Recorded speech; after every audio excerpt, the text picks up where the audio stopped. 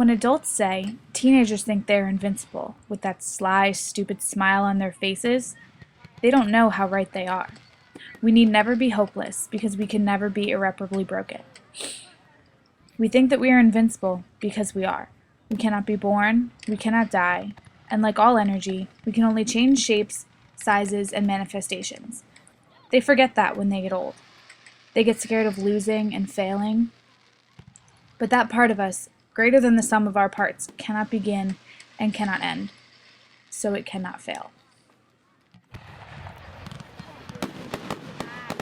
Hey guys, so today I wanted to film another book review, another Kelsey Can Read video. Hey, filming 2 in 1 day. Couldn't tell because I changed my shirt. Looking for Alaska by John Green. And if you don't know who John Green is, get the fuck off YouTube. Actually, go on YouTube and go on the Vlogbrothers YouTube channel and find out who John Green is and love your life a little bit more. Just saying. I am obsessed with... Okay, this is the only John Green book I've read. But I'm obsessed with him as a human being, which is even better.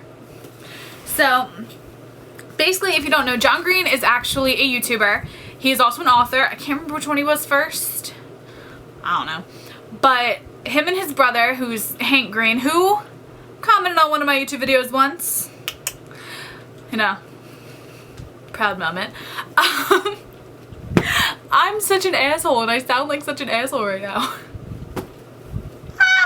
Anyway, the point is, him and his brother, Hank Green, they have this web show, they have this YouTube channel where they do, it's called Vlogbrothers, and they kind of like vlog about things to each other, cause like Hank will start his videos like, good morning John, and John will be like, what up Hank, and it's like, hey, like you're talking to each other, that's cool.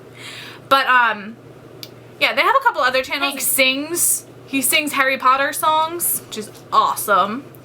But John also writes books, and if you ever watched Rachel Whitehurst and ever wondered what I Call It Ambrosia or 87 Days Before means, if you watch Rachel, read the damn book.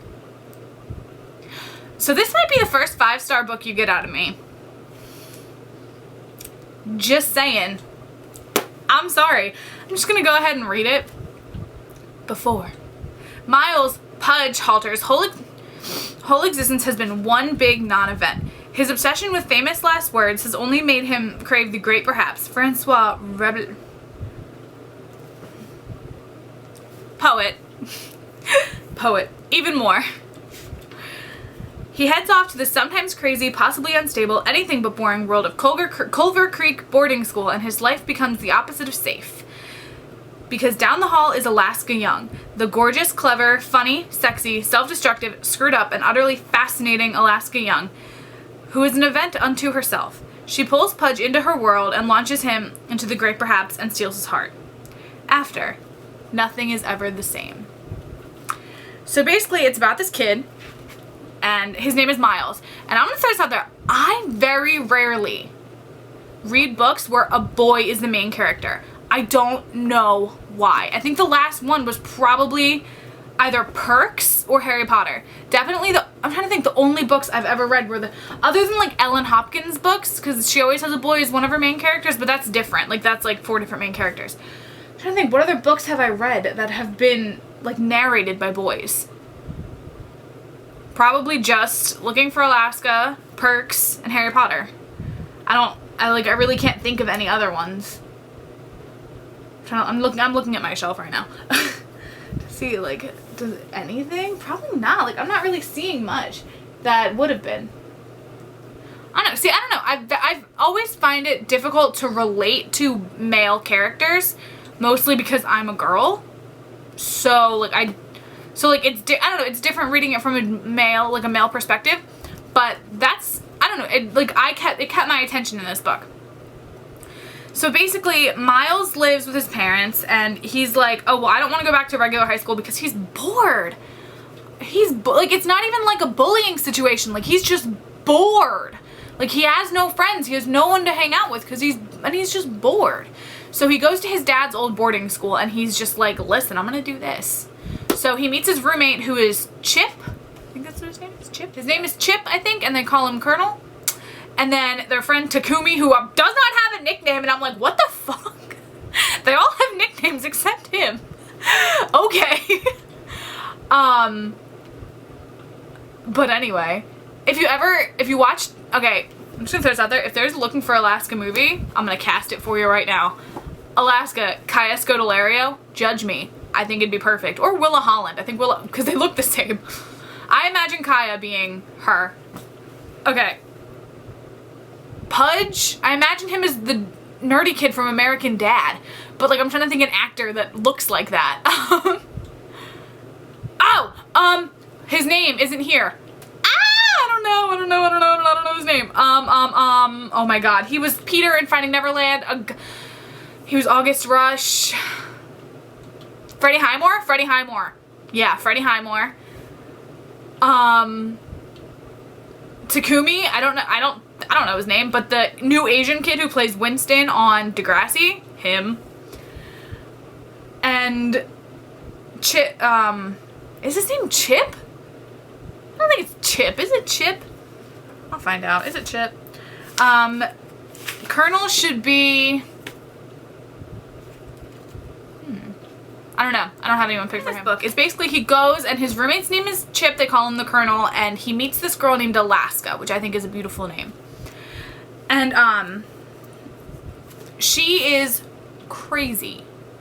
I'm just gonna say that. She's fucking crazy. And I love it. Like, she is kind of like, I know I relate like everything to Skins, but she's decently effy. You know, she's, if that kind of gives you any explanation as to who this girl is, she's kind of effy. I don't know. I don't want to like give anything away. But anyway, 5-heart book. There we go. Perfect score! I've never seen a perfect score book, and now you have. Because, oh my god, John Green, you are the best.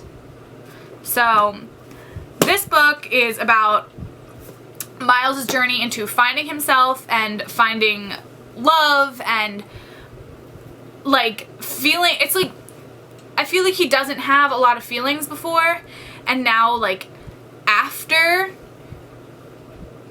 he does get feelings. And I like the way all of the, they're not, I don't think they're, I guess they're not chapters, but like headings for like different things. It tells you how many days until like the big event in the book happens. Like there's one big like plot point. So there's like here, it's 58 days before. And then 2 days before. And then the day before, where is it? The day before. And then after. And then it'll go, oh, this is 27 days after, you know? And it's after the big event of the book.